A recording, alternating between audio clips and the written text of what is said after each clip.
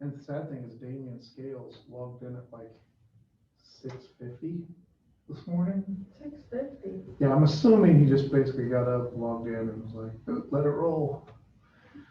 Okay, which is fine. Nothing wrong with it. It's on. Okay, so we're recording. All right, so here we go. We're gonna learn slide number 21. I'm gonna have you answer it again. X plus 3 equals 0. How do I solve it? -3. Boom. Now, by the way, let's do this. Everybody's Chromebooks, shut them down. Because I need you to focus on where should all your phones be? El Paqueto, right? Okay. Now, so X equals -3. Is everybody cool with that? Yes? All right, good. So what happens if I have this? X squared plus 6x plus 9 equals 0. She's like, what? Where did the equal 0 come from? Well, here for now, ignore the equal 0. Just factor this. You ready? What do you got? X. 3 and 3. Okay. So here's my question. What could go in here or what could go in here? Now, if we just cover this over, what would the answer be over there? -3. Why? Wasn't it up there? What if I cover this one? -3. Here's my question, Ozzy. 0 times 13. It equals? 0. Oh, it does. Okay. So that's true. And 62.35 times 0 equals? 0. Oh, okay. So honestly, if I have two pieces here, it doesn't frankly matter whether this one equals 0 or if this one equals 0. If this equals 0, what's true about the whole thing? 0. Whole thing 0. And what's true if this one's 0? Whole thing is 0. Now, in this case, you would say, what if I plug in -3? In this case, do I have a twofer? -3 plus 3 is? Okay, good job. -3 plus 3 is? Okay, this was easy. -3 plus 3. I'm so tired, sorry. That's okay. 0. 0. What is 0 times 0? It is 0. Okay, good. Now let's do something else. Let's do this. X squared plus 11x plus 10 equals 0. Okay, factor it up. Where did I leave off? Massey, what do you got? Perfect. Koopa, Would you put that's a 10. the 10s in there? Or would you have to do the thing where like you Let's break it up. How do I break up 10? 1 and 10? 1 and 10. There you go. That's what I'm looking for. What kind of signs do I got, Ozzy? Plus. So here's the question. What would make this 0? -1. So if x equals -1, is the whole thing 0? Because even if I put it in here, -1 plus 1, -1 plus 10, I get 0 times 9. But what's 0 times 9? What's 0 times 9? Zeros. Okay. What would make this 0, Henny? -10. So x could equal -10. Well, if I put in -10 here and -10 here, this is -9, but what's that? -9 times? -10 plus 10 is? 0. -9 times 0 is 0. So here's my question to you, Meadows. Let's give you the easy problem. You ready? Yep. X plus 3 times 4x minus 8 times 2x plus 7, x plus 2 equals 0. All right, go ahead, solve that one. Give me one answer that would make the whole thing 0.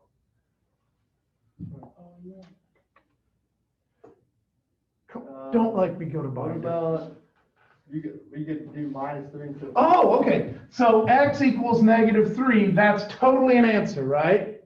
Because I don't care what it does to here, here, or here. What's it going to do to here? Make it 0. 0 times is 0. 0, isn't it? Yep. So, binder, give me another one. -2. So x could be -2 because even though this is not it, that's not it, that's not it, boom, 0.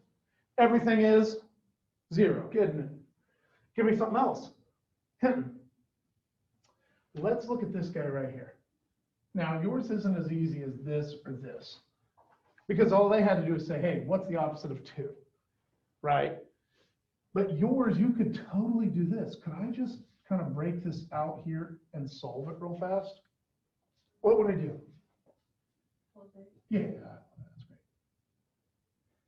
4x equals 8. 8. Now what would you do? Divide by 4, divide by 4. X equals 2. So if I put a 2 right here, that's going to be bad. That's now going to be 8 minus 8 is 0. So the whole thing is now 0. So here we go. Where am I at? Tabitha. How do I figure out what goes in right here? That's it. You can't probably guess it here, can you? But could I bring it over here and solve it? What would I do first? -7, -7. 2x equals -7. Then what do I do, Riley? Divide by 2, divide by 2. X equals -7/2. Now, I would not turn that into a decimal. I'd leave it just as it is. So what are my 4 different ways this could be true?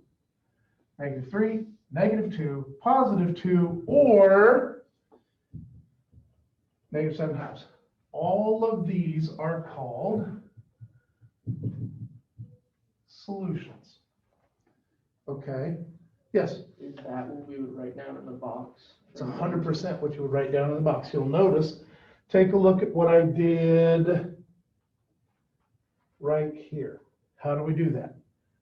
I factored it. Is everybody good with that? Then I said, oh, what's this part set equal to 0? What's this part set equal to 0? And I have 2 solutions. Does everybody agree? And so then down here, same thing over and over and over. Now, here's the next one.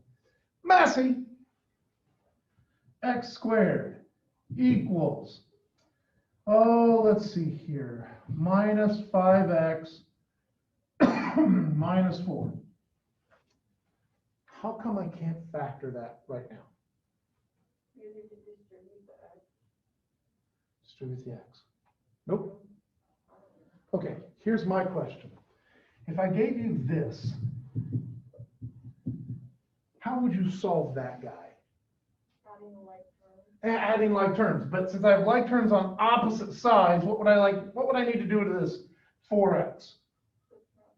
I would have to subtract it to the other side. So all the x's are over here, right? Okay, and then what would I do with this +2? I'd move it over there, right? Make sure x is over here, numbers over here, divide, correct? Okay. In our case, folks, can I factor something that looks like this? M squared plus 10m plus 9 equals 0. Is that totally factorable? Yes. Excuse me. Is this factorable? B squared's over here, but 10b and 16 are over here. Can I factor stuff that's on 2 different sides of an equation? The answer is no. So here's what we're going to do. Before we go any further, just like, oh, Snuka. Just like over here, we needed to move stuff to get it set up. I need to move all of this to one side or the other. Does that make sense? Which way would you move it? Be careful. One way will make it easy. One way will make it harder. Binder.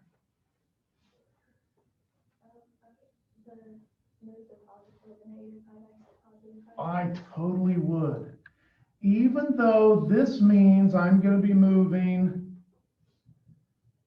two things, why was it better to move everything to this side than if I'd done the opposite? Ooh, yeah, that's why. Would you prefer to do negative x squared, or would you prefer positive x squared? Definitely positive. Does that make sense? And in an equation, does it matter if x equals 2 or if 2 equals x? No, those mean exactly the same thing, don't they? In fact, in your homework, if you ever get this, what's the first thing you do? That's right, you turn it around, don't you? Because it's the same. Okay, so in our case, let's factor it. What do you got?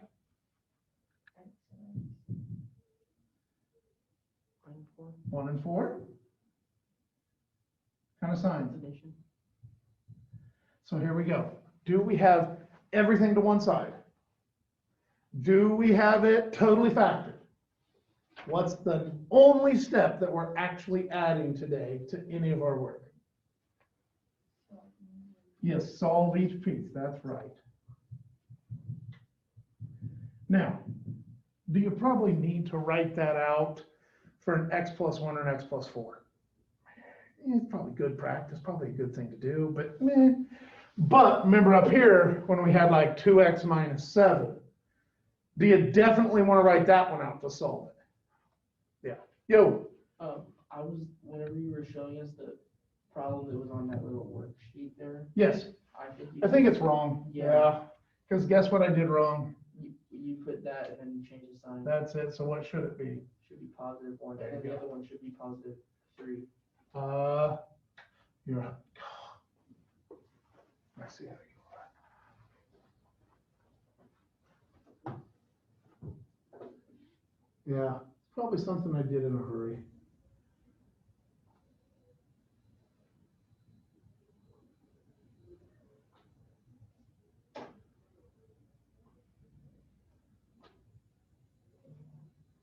Doo-doo.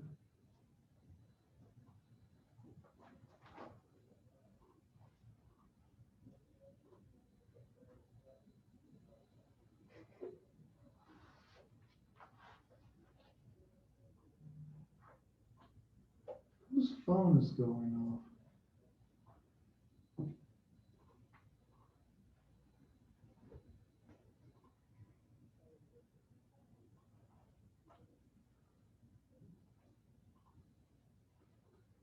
There we go. Problem solved. Okay. So here's the deal, guys. All I have to do to this problem, factor, solve, done. What do I have to do here? Everything to one side, then factor, then solve. That's it. What do I do here? Everything to one side, factor, then solve. Now let's take a look at this. Setting quadratics equal to 0. That's literally a whole thing today. Do you think you can handle that one? I think so. Putting quadratic equations in standard form.